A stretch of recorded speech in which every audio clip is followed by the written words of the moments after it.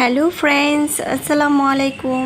আজকে অনেক দিন পরে একটি ব্লগ নিয়ে চলে আসলাম আপনাদের মাঝে। আশা করছি আপনাদের ভালো লাগবে আর আপনারা সবাই অনেক বেশি ভালো আছেন।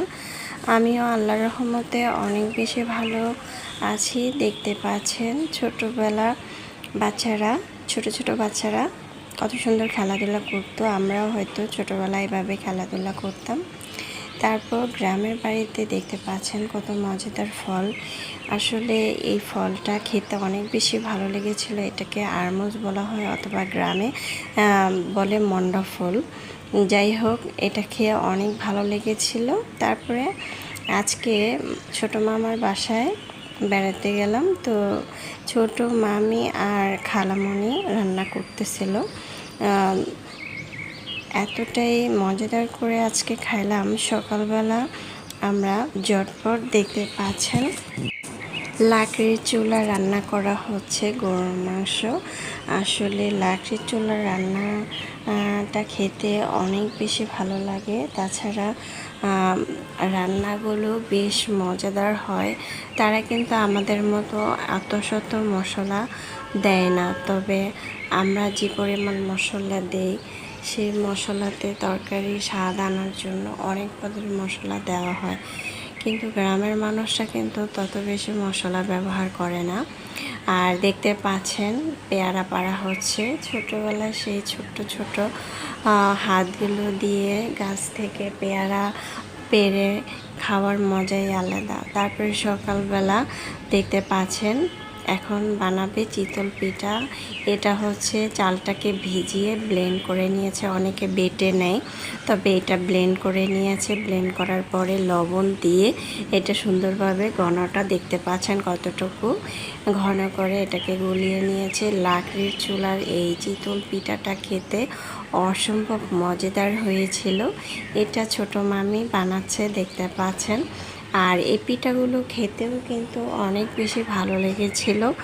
আর এই ছোট ছোট ব্যাপার স্যাপারগুলো খুবই ভালো লাগে গ্রামের বাড়িতে, যে চুলার পাড়ে দাঁড়িয়ে মজাদার গরম গরম পিঠা খাওয়াই মজাই আলাদা। দেখতে পাচ্ছেন কতটা অসাধারণ পিঠা হয়ে গিয়েছে। আমরা কিন্তু সেদিন অনেক মজা করেছি। সকালবেলা তো চিতল পিঠা দিয়ে নাস্তা করছি। এই যে আজকের যে দিনটা, এই দিনটা সত্যি আমার কাছে অনেক বেশি ভালো লেগেছিল।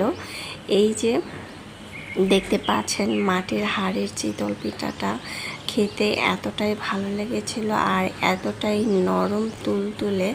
আসলে এই যে গ্রামের এই দৃশ্যগুলো, এগুলো আসলে সারাটা জীবন মনে থাকে, যে এগুলো ভোলার কথা না। সত্যি অসাধারণ সময় কাটাইছিলাম আমি গ্রামে। আমার কাছে কিন্তু অনেক বেশি ভালো লেগেছিল। অসম্ভব মজাদার এই পিঠাটা দেখতে পাচ্ছেন কতটা অসাধারণ লাগছে।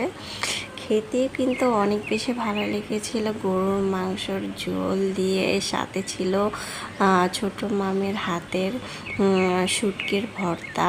দেখতে পাচ্ছেন মজা করে কিন্তু আমি গরম গরম খেয়ে নিয়েছি। তারপরে দুপুরবেলা বাহিরে তো বৃষ্টি হচ্ছিল, তখন দুপুরবেলা খিচুড়ি রান্না করেছে। পাতলা খিচুড়ি কার কাছে কেমন লাগে জানি না, তবে আমার কাছে কিন্তু বেশ ভালো লাগে। তো দুপুরবেলা 3 পদের ডাল দিয়ে মজাদার গ্রামের চাল দিয়ে খিচুড়ি রান্না করা হয়েছে। দেখতে পাচ্ছেন পাতলা খিচুড়ি খেতে অনেক মজাদার।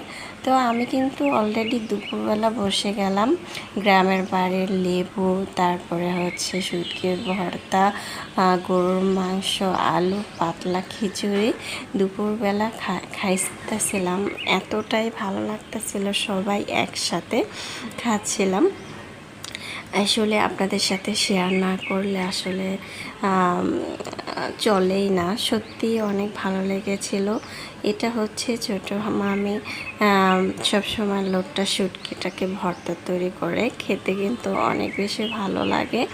যাই হোক, দুপুরবেলা তো খিচুড়ি খেয়ে নিলাম। তারপর বিকালবেলা দেখতে পাচ্ছেন গরম গরম পিঠা। এটা হচ্ছে যেটাকে বলে তেলের পিঠা। এটা আসলে সাধারণভাবেই তৈরি করা হয়েছে, আমাদের মতো কিন্তু অনেক কিছু দেওয়া হয়নি। এটার মধ্যে সামান্য চালটাকে ভিজিয়ে ব্লেন্ড করে চিনি, তারপরে হচ্ছে লবণ দিয়ে এটাকে তৈরি করে নিয়েছি লাকড়ির চুলায়। দেখতে পাচ্ছেন কতটা অসাধারণভাবে ফুলে গিয়েছে। আর আমরা অনেকেই কিন্তু এই পিঠাটা তৈরি করতে গেলে অনেক কিছু ব্যবহার করে থাকি, তবে এটার মধ্যে কিন্তু তেমন কিছুই ব্যবহার করা হয়নি, শুধু চিনি, লবণ, পানি দিয়ে এই মজাদার পিঠাটা তৈরি করে নিয়েছে। বিকেলবেলা দেখতে পাচ্ছেন এই মজাদার পিঠাটা খাইলাম। সকালবেলা খেয়েছি চিতল পিঠা, দুপুরবেলা খাইলাম পাতলা খিচুড়ি, তারপর বিকেলবেলা মজাদার তেলের পিঠা। জীবনে সত্যি অসম্ভব সময়, এই সময়গুলো কাটালাম, সত্যি এগুলো সারা জীবন মনে থাকবে। আর গ্রামের বাড়িতে আমার অনেক ভালো লাগে। সবাইকে অসংখ্য ধন্যবাদ যারা যারা আমাদের জন্য এত কিছু করেছে, মামি, খালা, মামাতো বোন, খালাতো ভাই, সবাইকে অসংখ্য ধন্যবাদ জানাচ্ছি। দেখতে পাচ্ছেন সত্যি এই সময়গুলোর কথা কিন্তু কখনোই ভোলা যায় না। সত্যি অসাধারণ লেগেছিল আমার কাছে। আপনাদের কাছে কেমন লেগেছে শুধু আপনারাই বলতে পারবেন। এতক্ষণ আমার ভিডিওটা যারা দেখছেন অসংখ্য ধন্যবাদ জানিয়ে আজকের জন্য বিদায় নিচ্ছি। আল্লাহ হাফেজ।